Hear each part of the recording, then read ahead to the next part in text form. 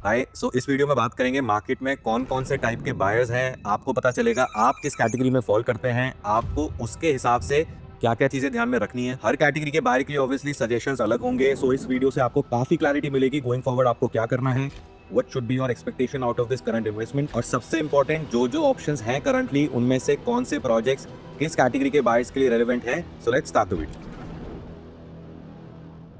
First category of buyers हैं first time home buyers. ये वो लोग हैं जो अभी रेंट पे रहते हैं और अपनी पहली प्रॉपर्टी, अपना पहला घर खरीदने की प्लानिंग कर रहे हैं। बट इनमें से कुछ लोग हैं ऐसे जो फिनटेक इन्फ्लुएंसर से इंस्पायर्ड है, रेंट वर्सेस बाय की फाइनेंशियल कैलकुलेशन करते हैं। अब अगर आप निखिल कामत जी से इंस्पायर्ड हो, ऑल्दो अब तो उन्होंने भी ले लिया, बट उनकी लाइफस्टाइल बहुत अलग है आपसे ना, उनकी बीवी बच्चे वाली रिस्पॉन्सिबिलिटीज हैं और वो जब चाहते थे तब वो ले सकते थे। उनको जैसे ही कुछ प्रॉब्लम आई उन्होंने इमीडिएटली खरीद भी लिया। ये बहुत प्रोमिनेंट है कि रेंट पे रहने में कोई मजा नहीं है, इज्जत भी नहीं है। इनफैक्ट सब सोसाइटीज में व्हाट्सएप ग्रुप भी ओनर्स और टेनेंट्स के अलग अलग होते हैं। ना तो सोसाइटी लेवल किसी डिस्कशन में टेनेंट्स से कुछ पूछा जाता है, ना कोई राय ली जाती है। जो लोग रेंट पे रहते हैं ना घर में अच्छे से इंटीरियर्स करा पाते हैं, फ्लैट भी मेजरली क्लटर्ड ही रहता है, घर वाली फीलिंग ही नहीं आती। और आपने शायद नोटिस किया होगा, अगर आप किसी फ्लैट में रेंट पे शिफ्ट हुए, आप इंट्रोड्यूस कर रहे हैं अपने नेबर्स के साथ और वो ओनर है फॉर एग्जाम्पल, जब आप बताते हैं कि आप रेंट पे आए हैं तो उस आदमी के एक्सप्रेशन से ही आपको डिफरेंस पता चल जाता है। अब मैं आपको अगर सजेशन दूं तो पहला सजेशन सबसे इंपॉर्टेंट तो ये रहेगा, compromise on location, compromise on size, compromise on anything else, but never compromise on the developer.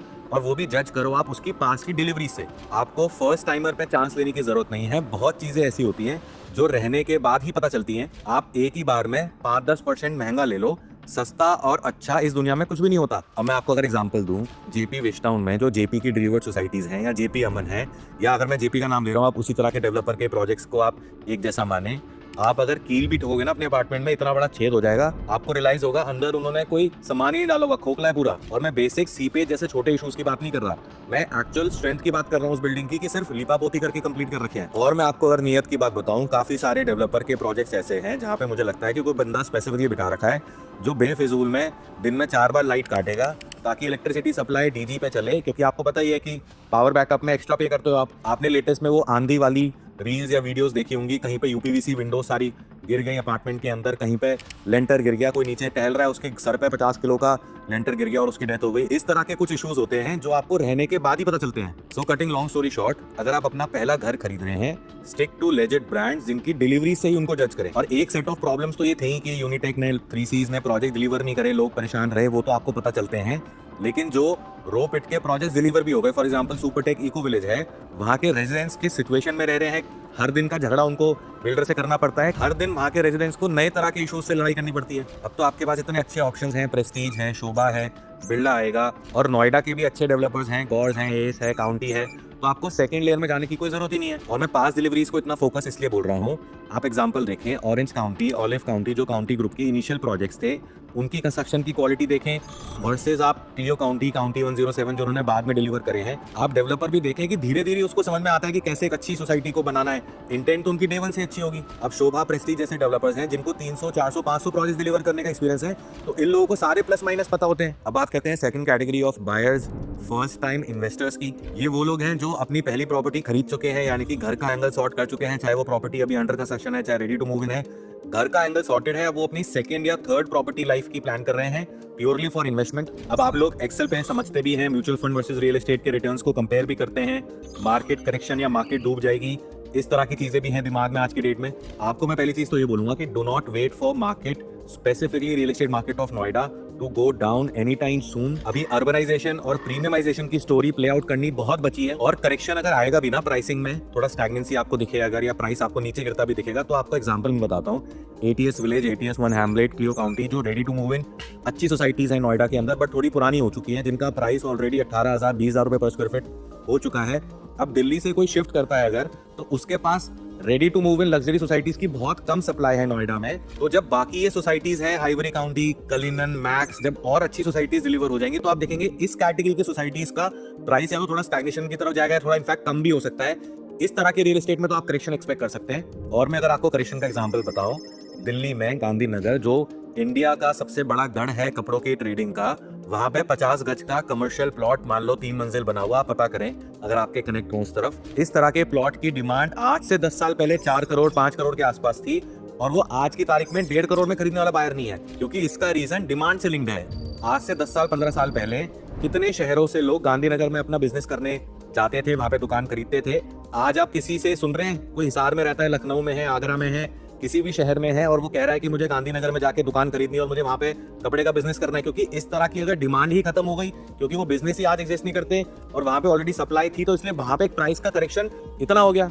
आप जिस तरह के रियल एस्टेट की अंडरस्टैंडिंग ले रहे हैं वो प्रीमियमाइजेशन और अर्बनाइजेशन से लिंक्ड है। आप इनफैक्ट रिस्पॉन्स भी देखो जो लास्ट के प्रोजेक्ट्स आए इस बेल्ट में, चाहे वो एस टेरा था शुरू में, फिर गौर एलवाईसी, एटीएस और एस के प्लॉट्स आए, प्रेस्टीज का आप रिस्पॉन्स देखो, 2,500 से ज्यादा फ्लैट सेल किए उन्होंने, और मुझे लगता है कि दिल्ली एनसीआर में किसी भी लॉन्च पे 2,500 से ज्यादा फ्लैट्स बिके हो। इनफैक्ट जो करंट के प्रोजेक्ट्स हैं, चाहे वो एस वर्डे है, चाहे वो एलडीको का प्रोजेक्ट है, 300-400 यूआईस ऑलरेडी हो चुकी हैं। लेकिन ये जरूर है जो 2020-21 से अभी तक जितना प्राइस बढ़ा है, अगले 4 साल आप उतना एप्रिसिएशन एक्सपेक्ट ना करें। और मैं आपको एक सजेशन और दूं, never take real estate investment advice from somebody who has not made money in real estate. बहुत सालों से कोई काम भी कर रहा है रियल एस्टेट में, उससे भी कोई फर्क नहीं पड़ता अगर उनको आज का कॉन्टेक्स्ट ही नहीं पता, आज के बाहर की रिक्वायरमेंट से, पर्सपेक्टिव से अगर वो कनेक्टेड ही नहीं है। काफी कमेंट्स, काफी वीडियोस हम इस तरह की देखते हैं जहाँ पे लोग लिख रहे हैं कि मिडिल क्लास तो ईएमआईज और टैक्स ही देता रहेगा, रियल एस्टेट ब्लैक मनी और करप्शन की वजह से इतना महंगा है, बिल्डर और ब्रोकर का नेक्सस है। तो मैं तो ये बोलूंगा, एडवाइस सिर्फ आप उससे लो जिसने रियल एस्टेट से एक्चुअल पैसा कमाया है। और थोड़ा सा ना हम लोगों का विक्टिम माइंडसेट भी है। आपको मैं एग्जांपल देता हूँ, ट्रम्प टावर्स जो गुड़गांव में आया स्मार्ट वर्ल्ड का, वो 100% सोल्ड आउट हो गया, ऐसा डेवलपर ने प्रमोट किया। लेकिन इंस्टाग्राम पे, ट्विटर पे भी काफी डिस्कशन हुआ कि नहीं जी 300 फ्लैट नहीं बिके, इनके तो कम फ्लैट्स बिके हैं, अभी भी फ्लैट अवेलेबल है। ये क्वेश्चन अभी हमें 99 एकर्स ने बुलाया था पॉडकास्ट के लिए, उन्होंने भी पूछा इनफैक्ट कि ट्रम्प टावर्स की एक्चुअल सच्चाई क्या है, कितने फ्लैट उसके बिके हैं। तो मैंने उनको भी ये जवाब दिया कि ट्रम्प टावर्स 100% सोल्ड आउट है, लेकिन अगर आपको यूनिट चाहिए तो आपको मिल जाएगी। थोड़ा बहुत आटे में नमक चल जाता है, ऑल्दो नहीं होना चाहिए, एकदम क्लैरिटी से डेवलपर को बताना चाहिए। लेकिन चाहे मूवीज हो, चाहे पॉलिटिक्स हो, इनफैक्ट ट्रम्प भी आप देखो इसी तरह की पीआर एक्टिविटीज की वजह से ही जीता है। तो थोड़ा बहुत चल जाता है अगर मार्केटिंग थोड़ी बहुत एक्स्ट्रा कर रहा है कोई डेवलपर। और वैसे भी किसी प्रोजेक्ट में 50% यूनिट्स लेने लायक होती है, किसी में 70%, किसी में 80%, 100% यूनिट्स किसी भी प्रोजेक्ट में लेने लायक वैसे भी नहीं होती। प्रेस्टीज में भी हमने देखा, for example, although project landmark है, लेकिन सारी यूनिट्स लेने लायक नहीं थी। वहां पे कम से कम 25% यूनिट्स ऐसी थी जो बिल्कुल अवॉइड करनी चाहिए थी, लेकिन लोगों ने फोमो में आके वो भी यूनिट्स खरीदी हैं। तो अगर कोई प्रोजेक्ट 70% लॉन्च में सोल्ड आउट हो गया तो अच्छी यूनिट तो सारी फिर भी निकली गई। मैं आपको एक डेटा पॉइंट और देता हूँ, आपको शायद थोड़ी अंडरस्टैंडिंग मिलेगी।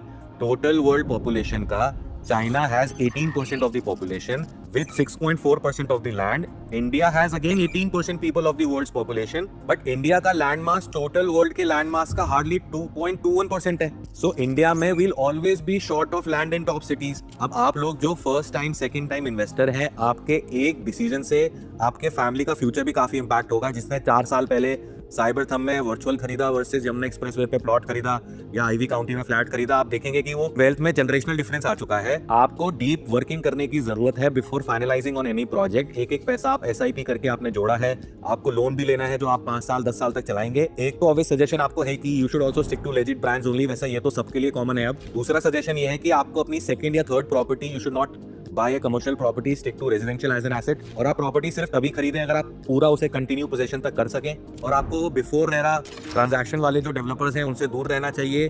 2011, 12, 13 वाले बहुत सारे डेवलपर्स उठ चुके हैं।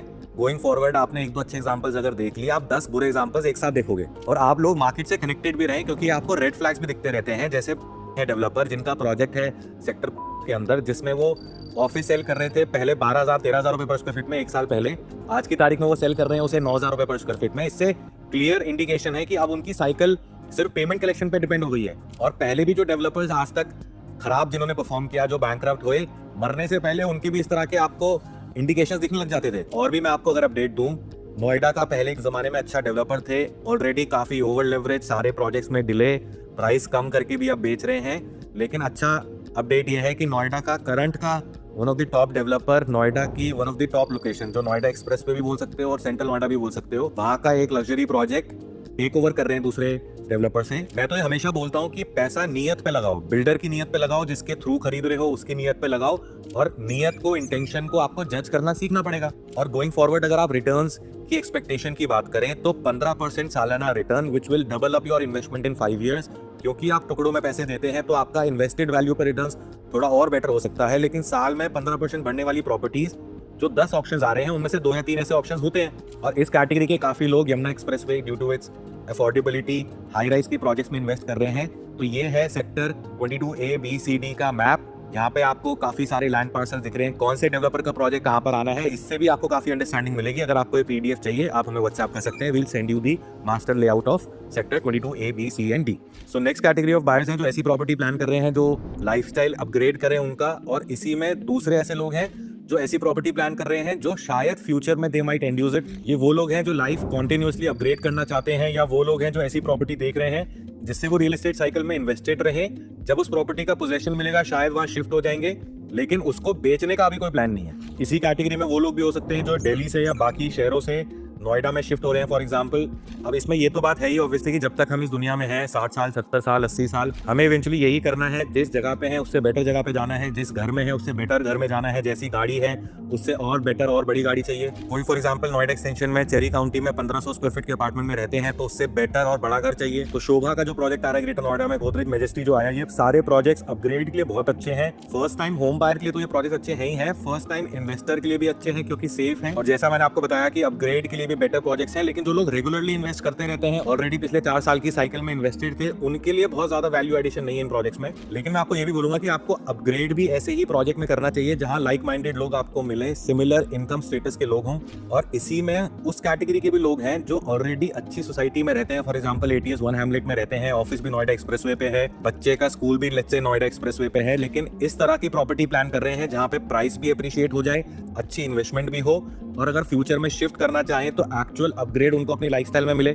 और इस कैटेगरी के काफी सारे लोगों ने एस एकर विले, एस एस्टेट, ATS होमक्राफ्ट के जो प्लॉटेड प्रोजेक्ट यमुना एक्सप्रेसवे पे आया, काफी लोगों ने वहां पे इन्वेस्ट किया इस कैटेगरी में। इन प्रॉपर्टीज को खरीदने के पीछे सोच यही थी कि प्लॉट अच्छा एसेट है, 4-5 साल में वो एरिया अगर डेवलप हो गया अच्छा, तो 1 हैमलेट से अगर वो शिफ्ट करें तो अपनी कोठी में जाएं। और ये मैं पहले भी अपनी वीडियो से बोल चुका हूँ, luxury society with plots instead of apartments, this is best of both worlds. आप ये मान के चलें, कोई भी मेल स्पेसिफिकली चाहे 20 साल की एज का है चाहे 60 साल की एज का है, मन में इवेंचुअली कोठी में रहने का ही होता है कि पूरी जॉइंट फैमिली एक साथ रहे ऊपर नीचे। और अपार्टमेंट इसलिए चूज करते हैं क्योंकि सोसाइटी के अंदर प्लॉटेड का ऑप्शंस होता ही नहीं है, तो बच्चों के हिसाब से सिक्योरिटी, सारी amenities, features, club house, sports की फैसिलिटीज एग्जिस्ट नहीं करती हैं। इसलिए मैंने इन प्रोजेक्ट्स को काफी प्रमोट भी किया क्योंकि I know that these projects will offer best of both worlds. और एक बहुत अच्छा ट्रेंड जो हमने लास्ट के कुछ टाइम में देखा, जो पहले हम सिर्फ दिल्ली के लोगों में देख रहे थे कि दिल्ली में ही रहते हैं, अपने पैटर्नल हाउस में रहते हैं, नोएडा में शिफ्ट करने की कोई प्लानिंग नहीं है, लेकिन स्टिल एक प्रॉपर्टी ले ली कि कल को हो सकता है अगर शिफ्ट करना हो तो हमारे पास एक ऑप्शन हो, वरना रेंट पे चढ़ा देंगे, शायद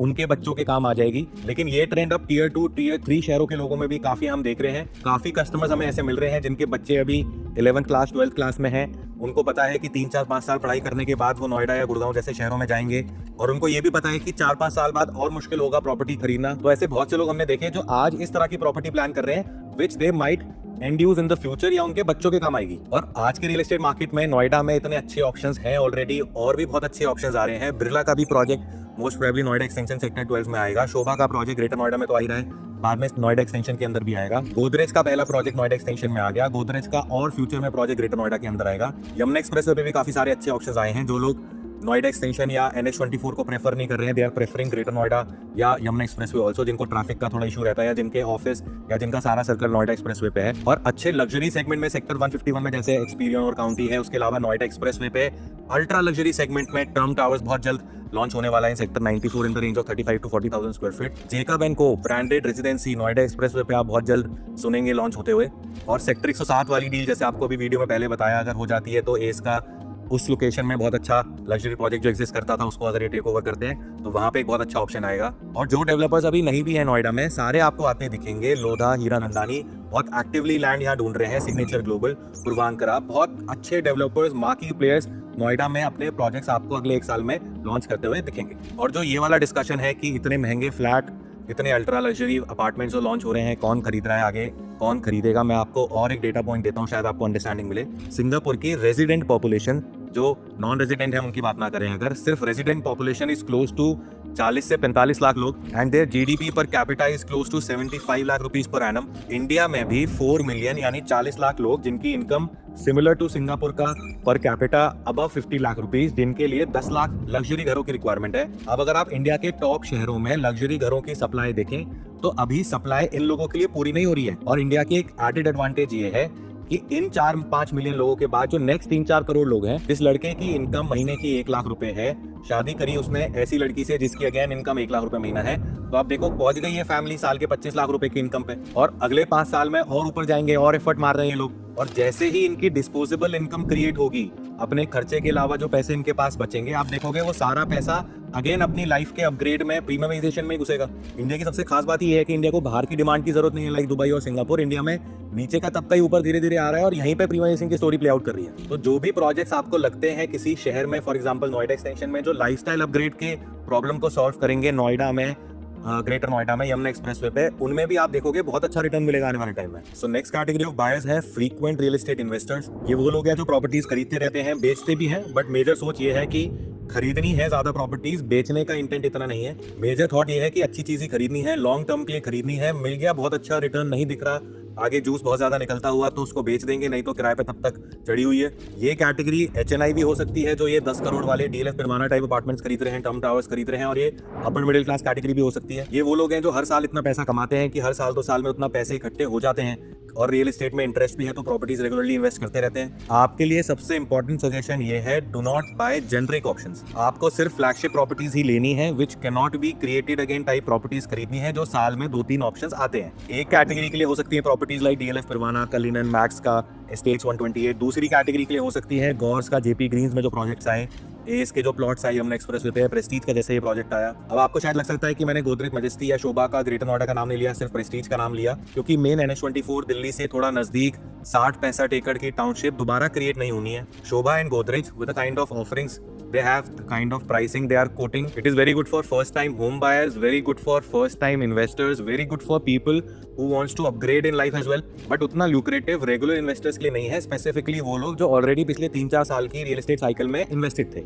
दूसरा सेशन आप लोगों के लिए ये है कि आपको यूनिट भी उस प्रोजेक्ट की टॉप लेनी है, फोमो में आके पिटी हुई यूनिट नहीं खरीदनी है। अगर अच्छी यूनिट नहीं मिली तो आप उस प्रोजेक्ट को छोड़ो और अगले का वेट करो। और आपको सबसे ज्यादा अपडेटेड, सबसे ज्यादा स्मार्ट होना पड़ेगा। मार्केटिंग में आके आपको किसी प्रोजेक्ट का डिसीजन नहीं लेना है। ओवर मार्केटिंग किसी प्रोजेक्ट की तभी करता है डेवलपर जब वहां पे माल सेल नहीं हो रहा।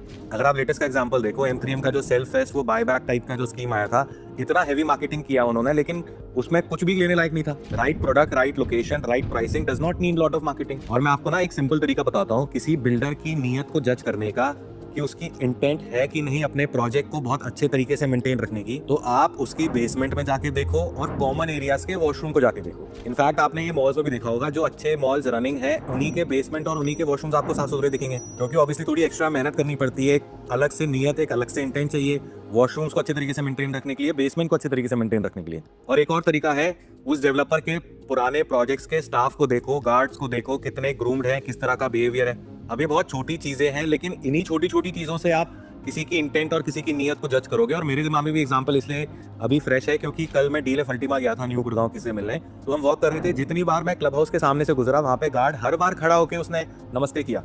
मतलब ये लोग अपने स्टाफ को भी ताज जैसी हॉस्पिटैलिटी सिखा रहे हैं। वर्सेस कुछ प्रोजेक्ट्स में आप जाते हो जहाँ पे बनियान दिख रही है, खुले में गार्ड बैठा हुआ है लट लेके, उस तरह के आपको स्टाफ दिखेगा। तो ये छोटी छोटी ही चीजें हैं जिससे आपको देख के जज करना है। और मैं आपको एग्जांपल देता हूँ शोभा का, क्योंकि एक तो वो ये कह रहे हैं कि हम फाइनेंशियल प्रोडक्ट नहीं बेच रहे हैं, हम रियल एस्टेट बेच रहे हैं। आप हमसे ये पूछो कि हम सोसाइटी में क्या लगा के देंगे, आपको घर के अंदर किस तरीके से बना के देंगे, बेसमेंट कैसे बनाएंगे, ओवरऑल कंस्ट्रक्शन के बारे में ज्यादा बात करो। ये मत पूछो कि आज खरीदोगे तो 1 साल में कितना हो जाएगा।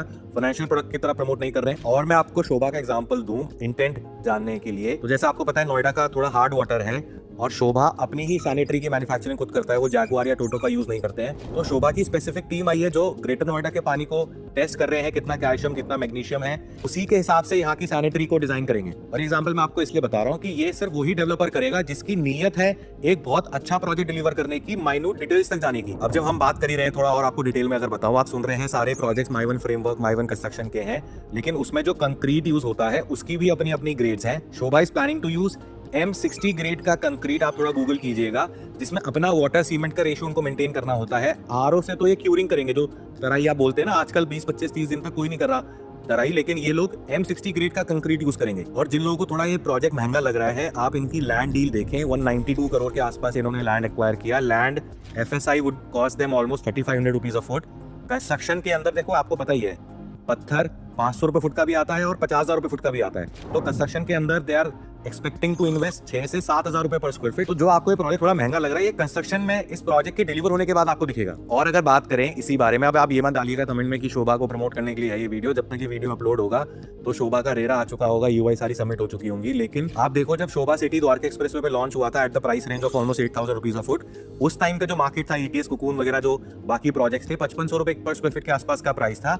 बट अगर आप रेडी टू मूव इन वाला द्वारका एक्सप्रेसवे देखोगे, उस जमाने के 5500 रुपए वाले प्रोजेक्ट्स आज 12,000 13,000 रुपए पर स्क्वायर फीट के हैं। Shobha city is reselling at almost 21,000 22,000 रुपए पर स्क्वायर फीट। ये सब चीजें मैं आपको शोभा को प्रमोट करने के लिए नहीं, बल्कि नियत को जज करने के लिए बता रहा हूँ कि किसकी कंस्ट्रक्शन करने की, मार्केट प्रोजेक्ट डिलीवर करने की नियत है। और एक और चीज मुझे तो अच्छी लगी शोभा की, स्टार्टिंग में साइन करा लेते हैं सब कस्टमर से कि लाइफ टाइम मेंटेनेंस शोभा ही करेगा। ऑल्दो अपार्टमेंट एसोसिएशन वगैरह फॉर्म जरूर होगी, वो चेक कर सकते हैं कितना फंड कहाँ जा रहा है, लेकिन मेंटेनेंस हमेशा शोभा अपने पास ही रखता है। और हमने ट्रांसफर का भी पूछा उनसे, तो ट्रांसफर चार्जेस के ऊपर उन्होंने बोला कि पहला प्रोजेक्ट है नोएडा में, they are trying with management की फर्स्ट ट्रांसफर फ्री दे पाए वो। ऑल्दो 25% के बाद एक तो अलाउ कर देते हैं ट्रांसफर करना, शायद ट्रांसफर फ्री अगर नहीं भी आया उनका, बाकी प्रोजेक्ट्स के अंदर भी वो 50 रुपए 70 रुपए ऑन कार्पेट एरिया चार्ज करते हैं ट्रांसफर चार्जेस के नाम पे। और आपको यहाँ के डेवलपर्स की हालत पता ही है ट्रांसफर को लेके। बस इस प्रोजेक्ट की आप एक ही कमी बोल सकते हैं कि लैंड पार्सल इनका थोड़ा छोटा है, तो बहुत ज्यादा एमिनिटीज उस प्रोजेक्ट के अंदर नहीं आ सकती। लेकिन बाकी ओवरऑल जो चीजें मिल रही हैं इस प्रोजेक्ट के अंदर, best in class, very good project for first time home buyer, very good for first time investor, very good for somebody who wants to upgrade in life. So next category of buyers वो जिनका full time या side business है real estate trading.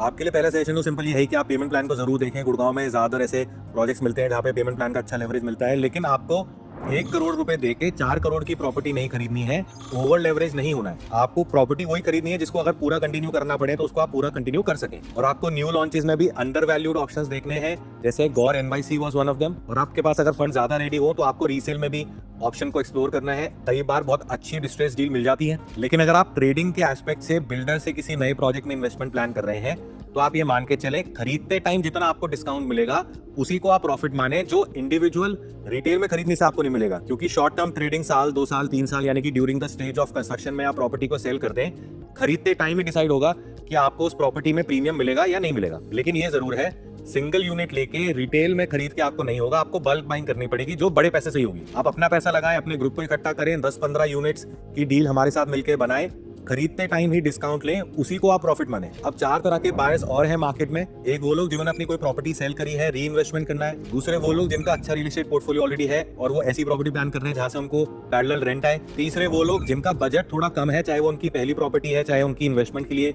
Second या third property है, but budget is close to let's say 50-60-70 lakh rupees. और इसी category में दूसरे लोग जो रेंट को हेज करने के लिए प्रॉपर्टी प्लान कर रहे हैं। और फोर्थ कैटेगरी ऑफ बायर्स है एनआरआईज। अब इन 4 कैटेगरी के बायर्स के लिए हम अगली वीडियो बनाएंगे, जिसमें इन 4 कैटेगरीज के बायर्स को सजेशंस हम बताएंगे। अब फाइनली अगर आपको रियल एस्टेट इन्वेस्टमेंट प्लान कर रहे हैं, आप चाहें तो आप हमें कॉन्टैक्ट कर सकते हैं। This is our number. I hope आपको ये वीडियो अच्छा लगा, इन्फॉर्मेटिव लगा। अगर ऐसा है, make sure you like this video and subscribe to our channel as well. So that was it for today. We'll see you next time.